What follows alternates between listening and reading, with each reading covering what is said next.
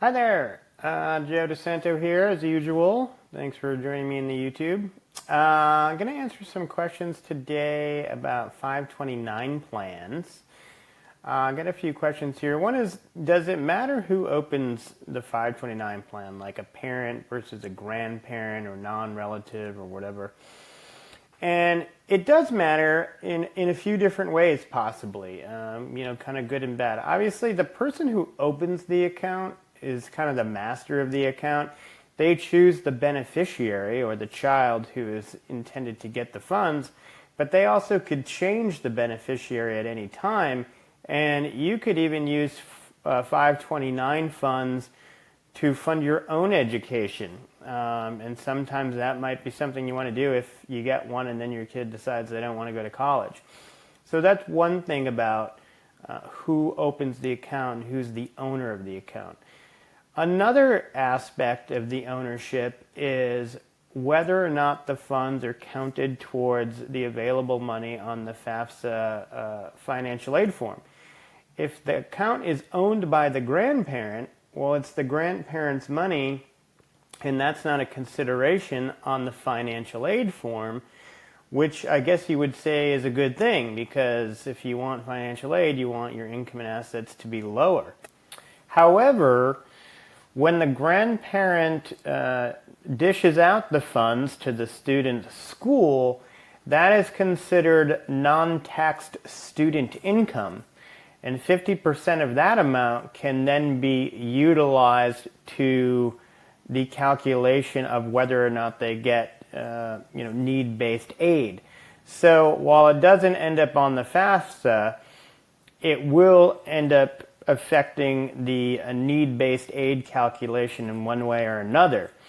Now, in addition to that, there's another form called the CSS profile that non-public universities use in addition to the FAFSA, and on the CSF profile, they do include grandparent-owned 529s. So again, as you can see, 529s are certainly useful, but also somewhat complicated, and you definitely want to work with a 529 specialist when setting it up and making a lot of these decisions. I should say, though, that there is an upcoming law change I've read that is removing the whole non-taxed income factor. So that's a good thing. Another question is, a common mistake is that people think they have to open the 529 in their own state. Is it a good idea to open them in other states?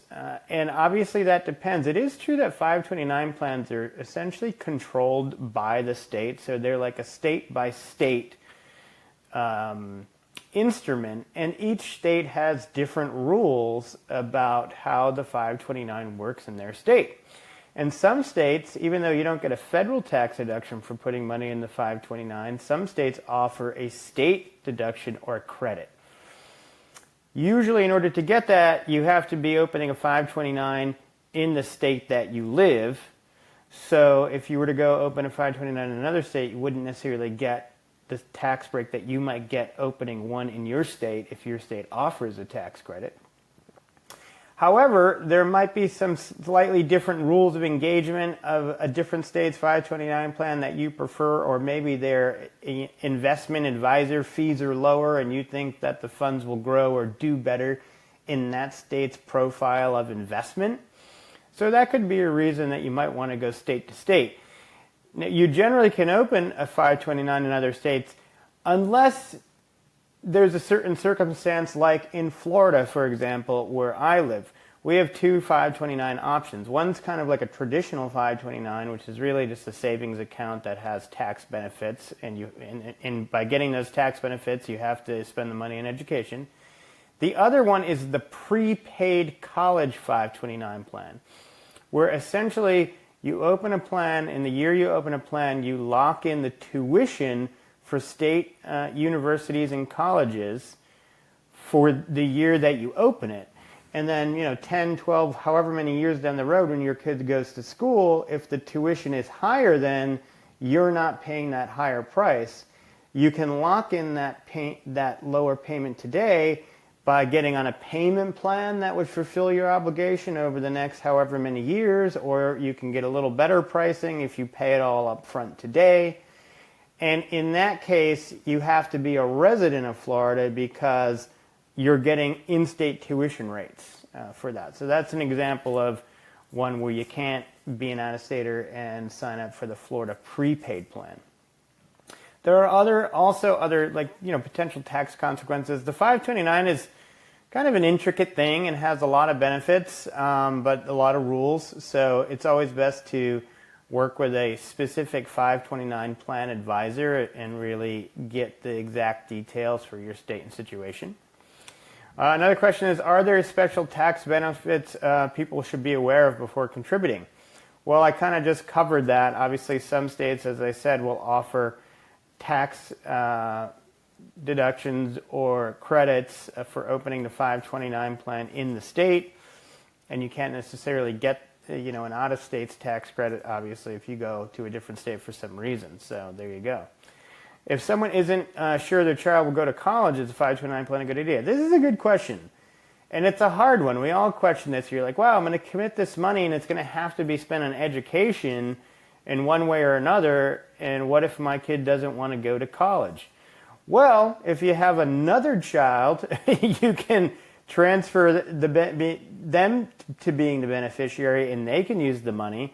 I believe you can even use the money on your own continuing or higher education if all else fails. So there is some flexibility in how you spend the money and on whom you spend the money, but you are limited in the way, in spending the money towards education.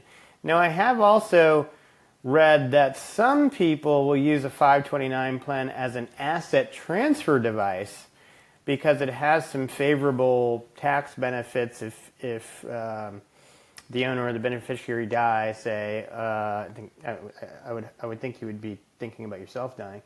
And some of that wealth can pass on with some tax benefit. I don't know all the details of that, but your 529 planner might, and just, I guess, something to consider. And then, are there any savings or investment options other than the 529? Not for getting tax breaks on the contributions. I mean, you're not getting a tax break on the contribution. You're getting no taxes on growth or withdrawals, kind of like a Roth IRA. The other accounts are generally custodian accounts or brokerage accounts where the account is in the name of the child, but until they're 18, you manage the account. Here's the problem with those. They're taxable accounts, so if you're going to trade positions in there over time, you're going to get hit with capital gains tax along the way, which is not the case for the 529.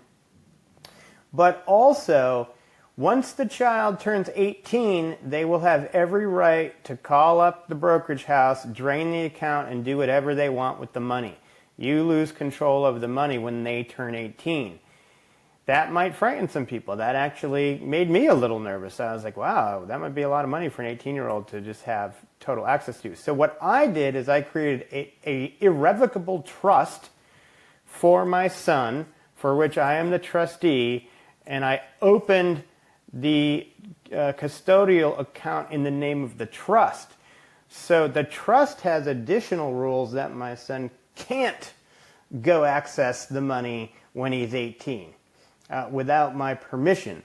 So that was a way that I ended up with a custodial account with having some more control about how the money could be accessed and spent with my supervision up until an older age or whenever I decided, hey, you can have it all. So there you go. That's some options on an alternative to 529. And then, of course, you can just save money in your own accounts and inevitably spend it on your child's education, of course. So there you go. Hope that's helpful, as I always say, and I will talk to you later.